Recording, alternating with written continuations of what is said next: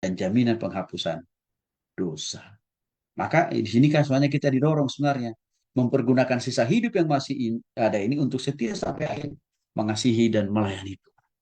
Lalu apa makna dan aplikasi kita wahyu bagi kita? Satu, penyataan Yesus Kristus kepada Yohanes yang menyingkapkan kembali Yesus Kristus yang kedua kali ini menjadi sebuah pengharapan yang pasti buat kita bahwa Yesus tidak lupa untuk datang menjemput kita. Dia pasti akan segera. Hanya cuma perlu kita pahami, Yesus akan pakai tanggalnya sendiri, tahunnya sendiri, jamnya sendiri.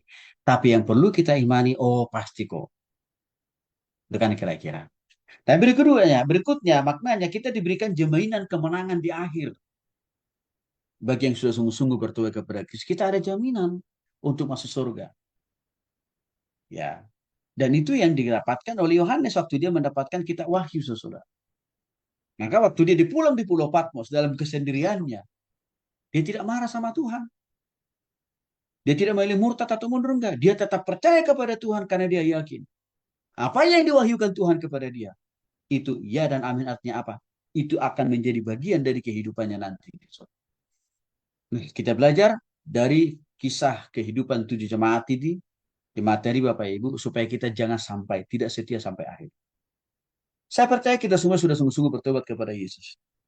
Tapi masalah kesetiaan sampai akhir masih perlu pengujian melalui ruang, waktu, dan tempat selama kita hidup di dunia ini. Dan proses pengujian itu sedang kita alami sekarang. Tapi saya berdoa, saya harap kita semua lulus sampai akhir pengujian yang Tuhan izinkan.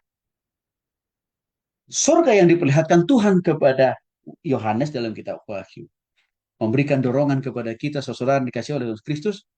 Waktu kita mengalami penderitaan kesukaran apapun di dunia ini, itu hanya sifatnya sementara.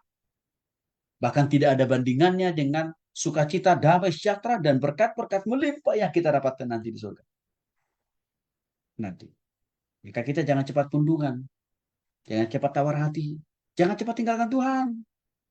Waktu kita adalah proses pembentukan itu. Karena kenapa? Janji surga itu lebih besar ya daripada masalah persoalan yang kita alami dalam hidup. Aplikasi yang bisa kita ambil untuk kita lakukan, untuk kita hidupi dari kita wahyu. Bertahanlah, setialah dalam penganiayaan, kesukaran, pergumulan apapun yang Bapak Ibu alami. Ya, karena kemenangan kekal itu pasti. Yang kedua, tetaplah hidup dalam kekudusan. Di hati, pikiran, perasaan, tindakan, dan perbuatan. Berjaga-jaga, artinya jangan mudah terpengaruh oleh ajaran sesat. Peganglah kuat, imanilah, hidupilah semua firman Tuhan yang benar yang sudah kita pelajari dalam Alkitab. 7 jemaat tadi, ada sebagian dari mereka gagal. Tidak berjaga-jaga. Tidak memegang teguh firman Tuhan. Akhirnya mereka terpapar dengan ajaran sesat. Jangan sampai itu terjadi dalam diri kita. Walaupun saya tahu ada sebagian orang Kristen yang sekarang ini juga begitu mudah terpapar dengan ajaran sesat. Yang ketiga aplikasinya, ayo Bapak Ibu, prioritaskan. Libatkan Tuhan di dalam setiap detik, menit, jam, hari, minggu, bulan, tahun kehidupan saudara.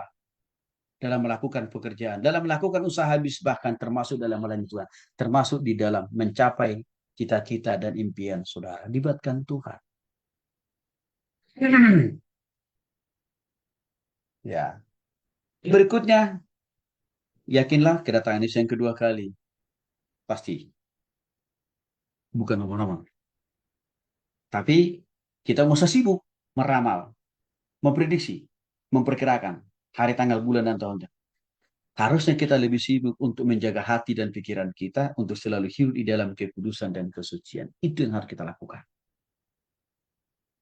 Jadi kalau ada sebagian kecil orang Kristen lebih sibuk memprediksi, memperkirakan, meramalkan, itu urusan dia lah. Dan itu sudah termasuk bagian ajaran sesat kan? Tapi kita memilih sibuk bersama dengan Tuhan, sibuk hidup benar bersama dengan Tuhan, sibuk berbisnis dengan melibatkan Tuhan, sibuk bekerja bersama dengan Tuhan. Apalagi juga dalam melayani Tuhan. Itu aja sebenarnya. Jadi kita nggak usah ikut-ikutan dengan ajaran-ajaran menyesatkan. Kesetiaan sampai akhir atau ketaatan menjadi bagian penting. Dengan membaca, merenungkan, mempelajari, mendalami firman Tuhan Bapak Ibu. Ini juga menjadi penting.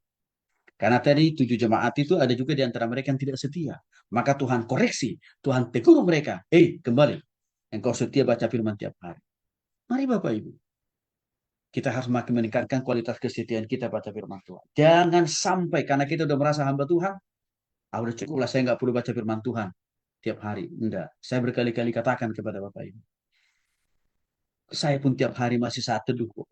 Masih baca firman kok. Masih doa khusus kok untuk Bapak Ibu tiap hari.